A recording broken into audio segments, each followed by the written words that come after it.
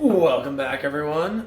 Today we're going to do some repairs, if you will, on my auxiliary fuel tank that I use in my truck. 20-gallon tank, and we use this for extra fuel range while on the road towing. I'll come bring the camera in closer here, show you some of the issues we're facing. We can go over what we're going to try to do to fix this. First things first, you see all this residue. That is in fact gasoline. These gaskets are just not sealing the way that I'd like them to seal on both the sending unit, which I don't actually even use, and the fill port here. So we're going to take those off. I have an idea for that. And then I put a filter in line with the valve, and it's fine except the flow is really slow. So I just want to check that filter and make sure it's not clogged. I also might just take it out. I don't really need it. We'll get to that. But that's our goals. I also just want to clean this thing off and make it a little prettier again. Oh, and I also need to check the vent tube. There's a reason this is looped. We can talk about that. There's a check valve in here, though, and a rollover valve. And I don't think the vent is really working, which is probably also why it's flowing super slow. So we're going to work on that. First things first. Take all these off.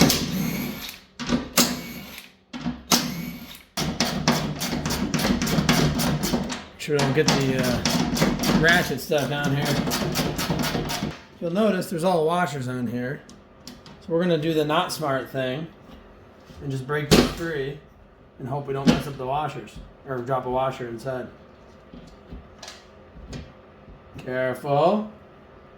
Careful. Hey, look at that. Now we'll knock them all off on the table over here. Perfect.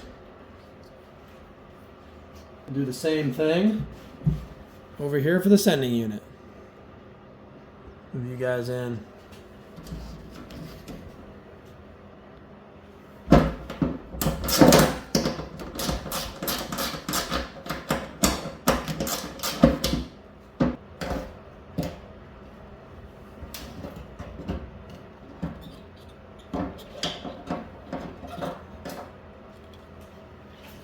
Okay.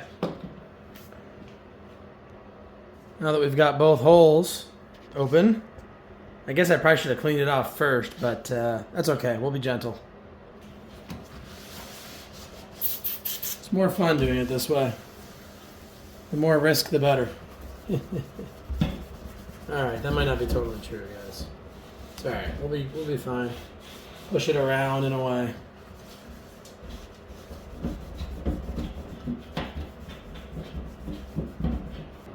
These studs have a clear path to the tank up through there, okay? You then put this guy on.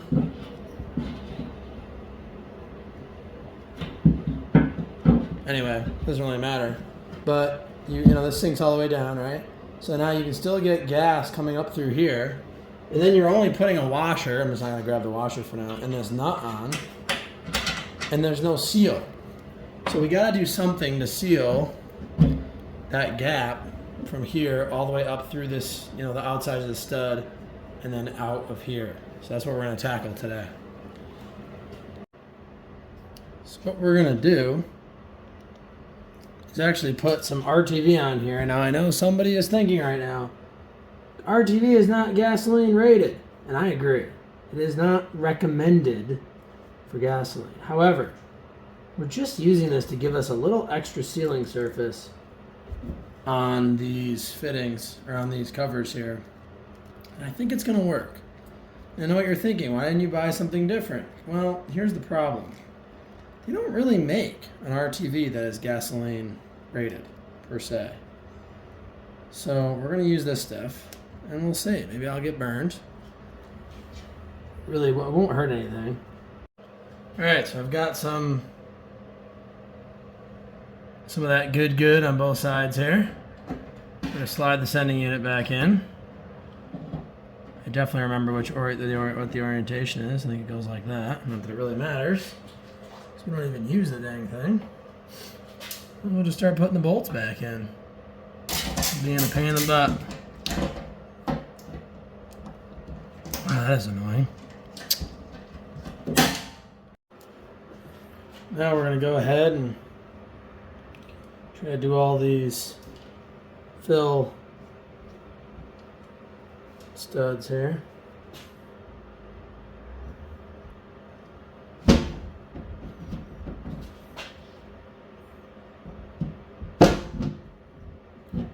Okay. Leave that up for a little bit. Let them set. And then we'll blast those bolts back on there.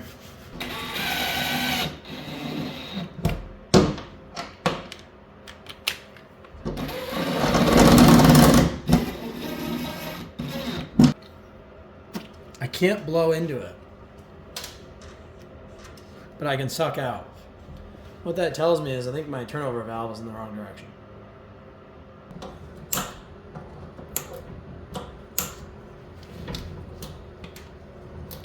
Aw, you hate to waste zip ties, but progress and innovation comes first. Ooh. Toy. This actually might be metric. But we got her off. Let's see what we're working with here, folks. There's a ball in there. And if the tank were to flip over, so right now it's flipped over, that ball closes so fuel can't flow out. So this is actually installed correctly.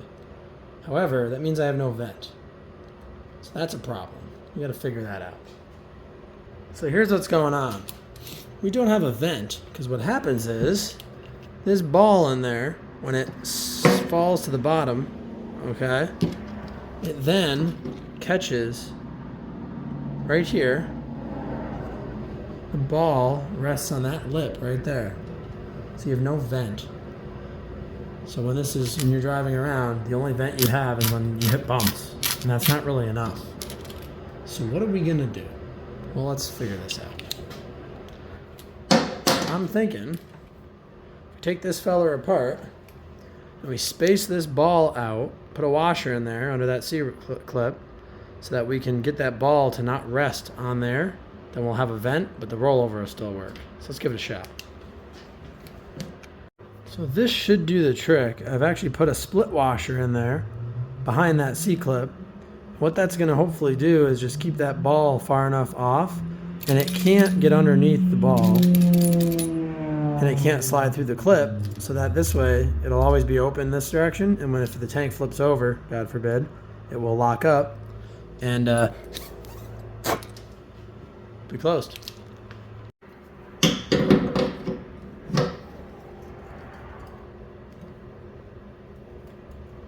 Tight.